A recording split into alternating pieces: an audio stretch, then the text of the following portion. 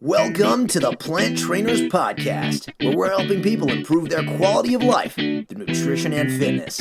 And now, your hosts, nutrition and wellness coaches, international speakers, Adam and Shoshana Chaim. Hey, I'm Adam Chaim. And I'm Shoshana Chaim, and we are Propelled by Plants. Today we bring to you episode 208, a forefather of plant-based nutrition, Dr. Caldwell Esselstyn. We work hard throughout the year to bring you high-quality information and amazing guests, and we are taking a little break throughout the summer. But as you know, since you're listening to this podcast right now, it does not mean that we're stopping. What we've done is we've made a collection of our favorite guests and some of the most popular shows, and we're bringing them back to you for 3 reasons. So basically, some of you have been with us since the beginning, and now that we have over 200 episodes, we thought that not everybody has been subscribed since the beginning, and we don't want you to miss some of these really important shows like the one that we have for you today.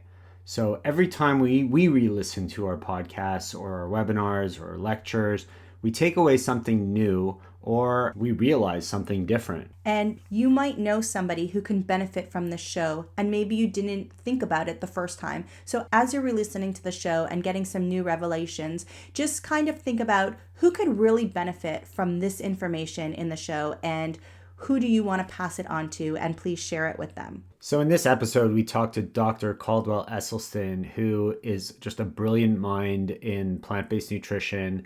And so many people have been touched by this guy. He's been unreal. He was on episode 149 of our podcast. And if you haven't listened to it, you for sure want to hear this one today. We talk about preventing and reversing heart disease, of course, and he sends a message to parents who are still feeding their children cow's milk, and we take a brief trip back to 1956 to the Olympics, and of course we talk about a lot more. We hope you re-enjoy the show. The new cookbook is finally done. We created a cookbook that's perfect for any home, whether you're one person or a large family. Our beef or tofu with cookbooks is that you always want to make all the recipes in the book, and then you're left over with 1,000 ingredients and you don't know what to do with them. And also, recipes can be really, really difficult and take over an hour just for the main course. But this book is different. It's divided by ingredients, which allows you to A, batch cook and save time. Many recipes are made in under just 15 minutes. And B, plan your weekly meals based on ingredients, which saves you money. So head over to planttrainers.com or click on the link in the show notes and get your easy recipes for busy parents cookbook today. It's so simple, even your kids can make the meals. And did I mention that some of the recipes can be made in under 15 minutes? And now for a moment of gratitude.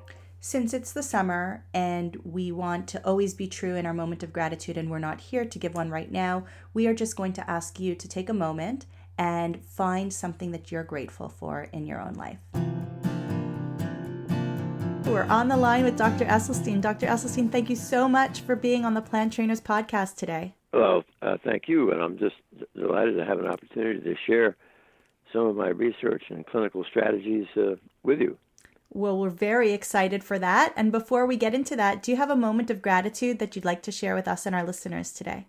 Well, sure. I mean, every day that I have an opportunity to find that there are more kindred spirits who are looking forward to really what I think is the seismic revolution in health, which is to show people really the skill set and the nutritional literacy that will empower them to absolutely be able to eliminate chronic illness. Pretty exciting. That is very exciting, and we're so grateful for the work that you've done and how much you share with people. And we wanted to know if you're able to very briefly just maybe describe what heart disease is, because I think a lot of people just associate it with having heart attacks but don't actually understand what's happening inside the body. Well, the heart disease we're probably going to talk about in this interview is probably the most common that affects people in Western countries, namely a disease of the arteries that supply the heart. In other words, the heart is really not the problem. The problem is the arteries, the coronary arteries that supply blood to the heart. Once they begin to block up, then we have this problem of heart attacks. And then the heart muscle itself is weakened. And really, so it's so important to sort of differentiate the fact that all of the research that we're focusing on is to show people how simply and really quite easily. It is to prevent and reverse coronary artery heart disease. Obviously, there can be disease of the valves.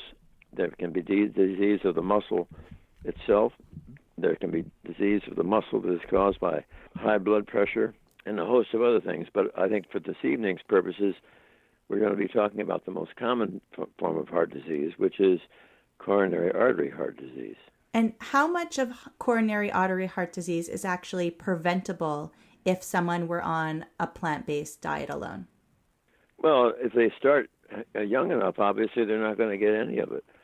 Because you see, the key thing here that is that we're all experts in this disease agree that this disease has its inception and its onset when we progressively injure the life jacket and the guardian of our blood vessels, which happens to be that delicate innermost lining called the endothelium. And what makes the endothelium so magical is it produces this molecule of gas, nitric oxide, which is the great salvation and protector of all of our blood vessels. For example, nitric oxide keeps all those cellular elements within our bloodstream flowing smoothly like Teflon rather than Velcro. Keeps things from getting sticky. Number two, nitric oxide is the strongest blood vessel dilator, widener. That is to say, when you climb stairs, the arteries to your heart, to your legs, they widen, they dilate. That's nitric oxide. Number three, nitric oxide protects the wall of the artery from becoming thickened, stiff, or inflamed. Protects you from getting high blood pressure or hypertension. And number four, nitric oxide, and this is key, nitric oxide in a normal, plentiful amount will protect you from ever developing blockages or plaque. So literally, everybody on the planet who has cardiovascular disease has their disease because they have so severely injured and compromised the capacity of their endothelial cells to make nitric oxide that they simply don't have enough to protect themselves. And it's really very, very exciting because when people grasp and understand this simple concept, they can be elated to think that this is something that they can easily reverse and remedy by stopping those foods that every time they pass our lips, they injure the endothelial lining. And when we talk about reversing heart disease and we're able to clear our arteries again, do we ever help those endothelial cells completely? Do we ever, or are they still scarred long term? Well, they're probably never going to be quite the same again, but this is not a malignancy. And there's no question that you can very, very promptly restore nitric oxide. We have seen PET scans of our patients that clearly show at baseline an area of the heart muscle that is being severely deprived of blood supply. And once they make the profound transition to whole food plant-based nutrition, stop eating anything that's going to injure the endothelial cell again, often literally within 3 weeks, we can see this reperfusion occur. And it's terribly exciting. And not all the blockages or the plaque will reverse, because some of these are old, they're calcified, they're filled with fibrosis and scar. And nevertheless, even those patients where this main plaque in one of the epicardial arteries doesn't regress can enjoy the same benefits, because all the other parts of the artery, as they recover, they get really enough collateral flow so that they can carry on without having to have bypasses or stents. So did I just hear you say that if somebody who eats the standard American diet stopped doing that and went to a plant-based lifestyle, within 3 weeks their heart would start reversing the damage? Oh yeah, it's in the I don't know if you have a copy of my book, but you'll see clearly in the pictures of what we call the PET rubidium dipyridamole scan. That's just a PET scan. You see the PET scan at baseline where it's orange and where it's yellow, and there that's beautifully being fed a normal amount of blood supply. And then you see a segment that is green, and that's very poor. And then you see that is at baseline. They get counseled into the correct way of eating. And 3 to 6 weeks, when we repeat it again, you can see that area that formerly was green is now also yellow or orange. Right. And we've seen the book, we've watched Forks Over Knives, we've followed you around a lot and learned a lot from you, and it's been great. And so we've changed our lifestyle several years ago, and when I met with you in Toronto, we talked about my tumor on my kidney. You probably don't remember this, but my tumor on my kidney and my eyes, how the arteries in my eyes were faded, and then a year after being plant-based, they were much brighter red and wider, and the doctors couldn't understand what happened, of course.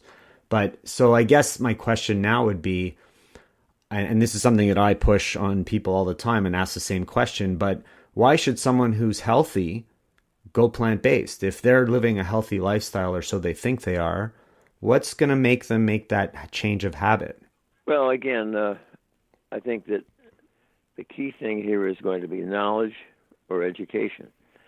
So let's suppose you've got somebody who's 25 years of age, they're feeling fine, and they think, well, why should I make this transition, which seems so significant and somewhat extreme? Although, when you think about it, I think the term is really wrong, because I think the term extreme, the most extreme diet on the planet today is the one that's eaten by 97% of Americans, because this is the most unhealthy country with chronic illness and diseases like obesity, diabetes, and heart disease that don't even exist.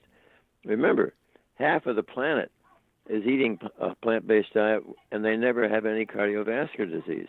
We have made a billion-dollar health industry in this country over an illness that doesn't even exist in half the planet.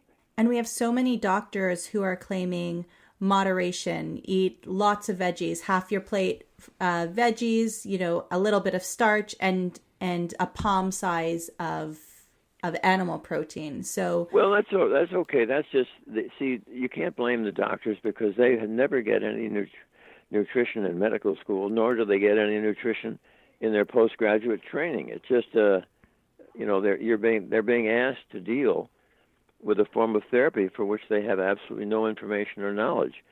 But that's going to change. I mean, that's because what really is going to change is not talking about it with hyper snake oil. What's going to make it change is the science. And now we have impressively and increasingly, the science is out there, and it's very powerful. I want to come back, though, to this person who said, I'm 30 years old or 25 years old, I feel great, why should I change? Let's put it this way. We know that the combat casualties from the Korean War, these young men, average age 20, 80% of them at autopsy of those who died at combat, 80% already had gross evidence of coronary artery disease that you can see without a microscope. Not enough for their cardiac event yet, but there the disease is established. That study was repeated 45 years later, this time looking at young women and men between the ages of 17 and 34 who have died of accidents, homicides, and suicides. Now the disease is ubiquitous. Everybody. Again, not enough at that age to have your cardiac event yet, but there is the foundation for this disease, which by the time you're in the late 40s and 50s, now we begin to see these cardiac events. And then also, I guess, a warning sign that people don't realize has to do with their heart and coronary artery is also being impotent and having to take the little blue pill. And people don't realize that this means that there is a blockage in arteries, which means that they're at higher risk for a coronary incident. Oh, yeah. Yes, good point. So we talk about a plant-based diet, no added oils, very little fat, especially for people who have experienced heart disease before, and very little sugar, very little salt. So what about this idea of oils being needed for brain function? Experts are saying that the brain is made mostly of fat, and we need fat to be able to think properly for our brain to function properly. So there's lots of fish oil being pushed, or flaxseed oil being pushed. I think a couple of points here. First of all, what are the foods that every time they pass your lips, you injure the endothelial cell that makes this wonderful nitric oxide? Those foods are any oil: olive oil, corn oil, soybean oil, safflower oil, sunflower oil, coconut oil, palm oil, oil in a cracker, oil in a piece of bread, oil in a salad dressing. Oil injures the endothelial cell, as does anything with a mother or a face: meat, fish, chicken, fowl, turkey, and anything that has a dairy: milk, cream, butter, cheese, ice cream, and yogurt. And any excesses of sugar, sugary drinks, cakes, pies, cookies, cake, that is stevia, agave, and any excesses of maple syrup, molasses, and honey. And when you take away those foods that injure the endothelial cells, then they recover, and that's what begins to sort of not only stop this disease, but begins to turn it around. So what about the benefits that are being spoken to fish oil for brain function, for dealing with depression? No, that's pretty well, that's passé. Your fish oil, yeah, if you like to eat PCBs and mercury and dioxin, you can get that in fish oil. But fish oil is really a terrible way to get omega-3. Right. Where does the fish get omega-3? From their salad. plants. What salad? They eat algae. So if you want, and study after study now, 20,000 people in randomized studies with fish oils, no benefit for heart disease. So if you want omega-3, eat plenty of green leafy vegetables and have a tablespoon of either flaxseed meal or chia seeds on your cereal. Sounds good to me. So we talk about all these animal products and dairy products and poultry products. Egg whites, a lot of people seem to say, but egg whites have no cholesterol in it. So I'm okay. But it's animal protein. See, there are only two parts to the egg that are bad. The white and the yellow. You got it. Unless they eat the shell. You can eat the shell. And I guess then it's also promoters then of cancer, and it causes other harmful events in the body, and it's definitely... Well, even the World Health Organization is so vividly come out in October of 2015. Imagine that. The World Health Organization, all these different countries got together and agree on one thing, that red meat is classified as a class 1 carcinogen capable of producing cancer. We've been known that for a while, so what took them so long, basically, right? Well, these things take years sometimes to get, because old habits die hard. Yeah. I mean, I find nutrition to be a very confusing topic for a lot of people, especially the younger ones. And well, there's so many books out there now that between Paleo and Grain Brain and Atkins and South Beach and Zone and all those books that really can be saying good things about people's bad habits, you're sure to get a good bestseller. But the key is to see if the author has done some research that has been published in peer-reviewed scientific journals to prove the point that they're trying to make, and that's what differentiates the quality of this. What about the different camps within the plant-based world? So we have ones that concentrate more on starch. We have ones that, still concentrate on a vegan kind of paleo. How do you feel about that? Well, even raw. Raw diet, yeah. Well, raw isn't going to do it because I think that increasingly there's recognition that, well, yes, I mean, there's some things that I love to have raw. Some of the things in the salad, and that's fine. I mean, I'll eat an apple. I'll eat an orange. I'm not going to eat a raw potato. I'm not going to eat raw barley or rye. Obviously, you want to have this. I like to have that in flour or cooked. I don't blame you. And it's pretty hard to eat raw mustard greens and turnip greens, and those things are. I think increasingly there's an awareness that you can get more nutrients when you cook, more are released that otherwise you might not get. And but certainly I have to. What I guess I'd say about all of those different ways of doing it are what does the research show? And you always have to reach back and find out if there is data to indicate that whether the emphasis is on raw, that they can actually show that they have reversed disease. I don't have a problem with starch in the sense that the only one I know that really pushes that is John McDougall, and he has that just as a way of, I think John has of differentiating his program. But if you really know what it is, it's really like everybody else. We're all eating the foods that most people who will eat that are whole food plant-based nutrition are. You're going to have all those various whole grains for your cereal, bread, and pasta, 101 different types of legumes, beans, lentils, vegetables. Vegetables such as sweet potatoes, white potatoes, green, yellow, and red and purple vegetables, and some fruit. And that's where the foundation is. Now, as far as being vegan, I've never used those terms as a rule in my presentations or in my book anywhere, because I prefer the term, I know it's a little more cumbersome, whole food plant-based nutrition, because it defines what we're talking about. You can be a vegan and eat donuts and Coke. Yeah. Or French fries. Yeah. And that's not what it's at. That's definitely not where it's at. And what message do you have for parents who are feeding their children cow's milk, either, conventional milk from the grocery store, or whether it's straight from an organic, pasteurized, raised cow and it's raw as well? What message do you have for them? Well, I would do it the same as we did with all of our 10 grandchildren.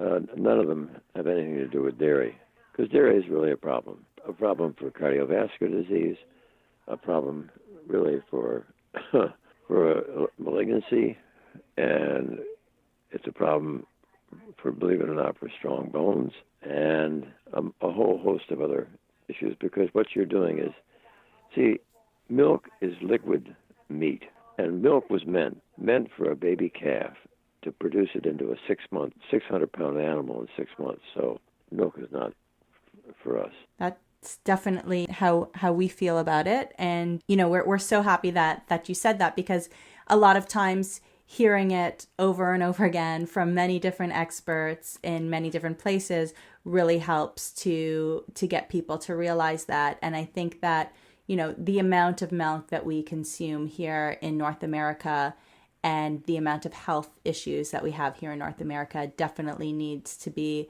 looked at on a grand scale. And, when it comes to osteoporosis, we're number one up here. So it's, it's definitely something that we need to take into consideration. And talking about, osteoporosis and calcium, what do you recommend for people in terms of making sure that their bones stay healthy long-term in terms of exercise?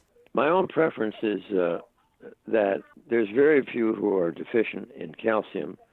You might check to be sure you've got vitamin D, because vitamin D is important for helping you absorb calcium. Now, once you have calcium that you've absorbed, and how are you wanting to really make that entire bony matrix of yours be solid and strong? And bone really responds to stress. Bones like stress. By that I mean are weight-bearing. So if somebody wants to try to prevent osteopenia or osteoporosis as they get older, they've got to keep stressing their skeleton. And for many women, as I would think, as they get, and they're even in their 30s or 40s, if they get into the habit of stressing their bones, there are studies clearly that show that if you go to the gym and regularly do lunges or even do squats with a barbell, that's wonderful. But it's very challenging for many busy women to be able to go to the gym, change, and start squatting with barbells. And it's just not a part of the daily routine. So what I think is a little easier, and it would be if you can get women to wear a backpack or a weighted vest, maybe for an hour and a half a day, so that when you have that, the weight is being transferred from your shoulders all down your thoracic spine, lumbosacral spine, pelvis, hips, femur, tibia, and so forth. The entire skeleton, other than your arms, is getting nicely stressed. And when the bone feels its stress, it says, "Whoops! When did Edith gain this extra 20 or 25 pounds?" Doesn't have to be worn all day, but maybe just consistently for an hour and a half or so, or an hour, and gradually sort of increase the weight so you get a greater benefit. That's good. I think I'm going to try that when the kids get home from school. I'll pack their school bag up and wear it as I cook dinner, and that way it's a routine. I think you can purchase these weighted vests over the internet. Yeah, probably can. Mm-hmm. I'm thinking about the teenagers the students that I teach and the adults that I interact with, and I'm thinking of why they're not following this lifestyle. It's so simple. Eating plant-based can be so simple, and eating whole food plant-based so simple.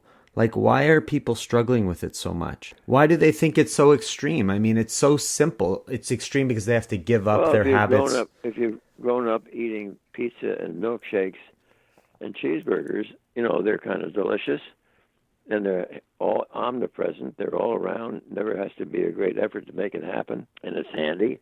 And nobody has told you that they're not healthy. Family is eating it. Your parents are eating it. When you go out to a restaurant, you're eating it. No, it really takes education has to be the format, and that's as I told you. The reason that our 10 grandchildren are eating this way is because obviously they've, like it or not, they grew up in an environment where this was made very apparent to them by our children, which are their parents, and with that knowledge and information, they're all at school, and they're surrounded by kids, and they don't make fun of our grandchildren at all, especially because I can think of a couple of them right now are fantastic athletes as well as being wonderful students. Well, I think that the more the professional athletes and the people that these students and adults look up to, they start to see them leading this kind of lifestyle, I think they're more likely to gravitate to it. And that brings up a question. I mean, having won the gold medal in 1956 rowing, had you have been plant-based, how do you think you would have performed there? Faster. Yeah. Faster. I mean, that's what's happening. These people that are moving over to a plant-based lifestyle, whole food plant-based lifestyle, are performing that much better, and they're feeling that much better, and that they're that much more alive. They're able to stay in the game longer.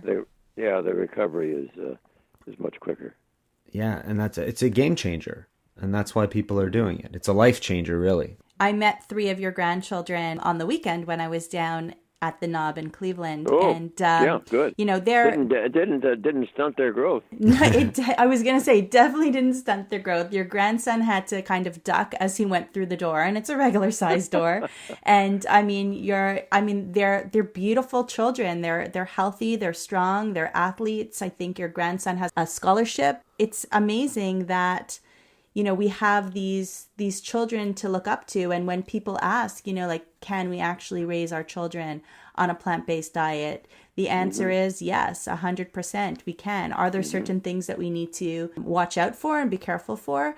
Absolutely. But those are things that we need to watch out for and look out for with children who are eating any diet, really. We need to make sure that they're getting everything in, that they're well taken care of, that they have good values. And I think it's the values and the respect for themselves and the respect for the food that they're eating that's going to take them a long way into adulthood as well.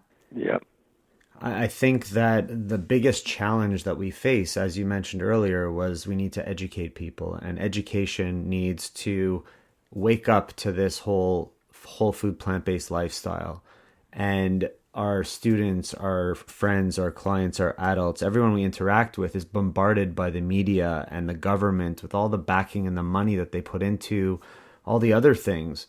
I think that's the biggest challenge, really getting people to get educated, understand the benefits to this whole food plant-based lifestyle, and get on it. And people need to really embrace it because it's going to change their lives. And you've shown it through the research you've done, through your book that you've written, through Forks Over Knives, other documentaries, through the presentations that you give, and all the other fabulous doctors that are along the same path as you do. So thank you for doing that. Actually, this is a very exciting every day to get up and know that this is on my plate. I couldn't be more excited because the reason that even though it's 15 years since I retired from surgery, what's so amazing about it is the fact that, as I said early on, we've never before in medicine have had anything that was so powerful that could absolutely not only halt disease and prevent it, but often reverse it. For example, not only is heart disease, but you prevent strokes, high blood pressure, hypertension, diabetes, vascular dementia, Crohn's disease, ulcerative colitis, rheumatoid arthritis, lupus, multiple sclerosis, allergies, asthma, and just erectile dysfunction, and the list goes on and on. And it's so crazy to think that you can get this result without resorting to pills and Pharmageddon. And it can simply be done by changing the way you eat. You'll change your internal biochemistry, and your body will respond. So for people who have been seeing doctors for a very long time, who have been on medications for a very long time, who have tried every diet and nothing has worked, do they need this prescription of a plant-based diet from their actual doctors to begin today? Or is this something, and I mean, I'm speaking rhetorically kind of, but is this something that they can begin on their own, that they can get the advice and health and the advice of a health coach, or through reading books, through reading your books, through following, a very specific prescription of how to eat, and then work alongside their doctors, and as their numbers and health get better, then their doctors will then take them off of medication. They don't need to wait for their doctor to tell them that they can start today. Yeah, I think it's exactly as you've reiterated. Yeah, when you look, there's hardly there's no physician who's going to say, "How dare you put my patient on the healthiest diet on the planet?" That's easy. And whether they get their advice from somebody who's an up-to-date food coach or nutritionist, dietitian, physician's assistant, you name it, if they're qualified and they understand the benefits and they know how to do it sensibly and safely, there's no downside. Good. So before we wrap up, we have a question from one of our Facebook members in Healthy Plant-Based Families, and she wants to know if you can give any advice about the chelation therapy that her husband is looking into getting. He had a heart attack about a year ago, and her question is, what can you tell her about this, and is it something that is safe and under your recommendation? That's a good question. It would be totally unfair of me to have a strong answer on that because it's something for which I'm really not very familiar at all. I think what we're waiting for with the chelation business is to have a really well-done prospective study where on the other side of the coin there has to be not standard nutrition, but there has to be absolutely an optimal whole food plant-based nutrition on the one hand, and then the chelation with usual diet on the other. And then we'll see how that comes out. But in the meantime, I think that if you have an individual who has vascular disease, that rather than resort to chelation, where I think the jury is really still out, that patient probably would never have had their disease and can probably greatly benefit if they're willing to make a transition to whole food plant-based nutrition. Fair answer. It's a great answer. Thank you for doing that. And honestly, thank you for being here with us tonight. We really, really appreciate you taking the time out of your schedule to spend with us and our listeners. And I just want to thank you on behalf of another member of our group and a friend of ours who has been watching you and listening to you and learning from you, and it's changed his life completely. And he wanted to thank you. He hasn't met you in person yet, but he's looking forward to that day. You've changed his life in such a positive way, and he's living life to its fullest now. He's healthy and loving it. So he wanted me to pass that message on to you. And so I'm doing that. I guess I'll say thank you to the Phantom. And it's really great. I mean, we learn from you all the time, and there's so much education to be passed on. So continue doing what you're doing, and thank you again for all you've done. And we will link to your book, Prevent and Reverse Heart Disease, in our show notes, as well as some other sites where people can get more information on some of the work that you are doing. Listen, thank you so much. I can't wait to see you back in Cleveland. Perfect. Thanks so much. Have a great evening. Thanks a lot. Wow, doesn't Dr. Esselstyn have such a unique voice? He's such an amazing person, amazing man doing such incredible things. We really hope you enjoyed this episode. Feel free to share it with people that you know because there's so many great nuggets in this one. Be sure to join us next Friday for episode 209 with our friend from just below the Ontario border in Buffalo, New York, Tim Kaufman. Thank you so much for listening to this edition of the Plant Trainers Podcast. Don't forget to subscribe on iTunes, Stitcher, Google Play, or any other podcast listening platforms. We appreciate the feedback we receive from you. Every time we get a 5-star rating or review on iTunes from one of our fans, it ensures other people will find us too. Thanks to our patrons. To become a patron, visit www.patreon.com/planttrainers. Even supporting us with $1 really makes a difference. Connect and follow us on Instagram and Twitter @PlantTrainers. Like Plant Trainers on Facebook, join our newsletter, and check out our website at www.planttrainers.com for awesome plant-based recipes and a list of our services. Email your questions to info@planttrainers.com so we can answer them on our upcoming Facebook Lives. We hope we've inspired you today. Join us again next time, and have a healthy day.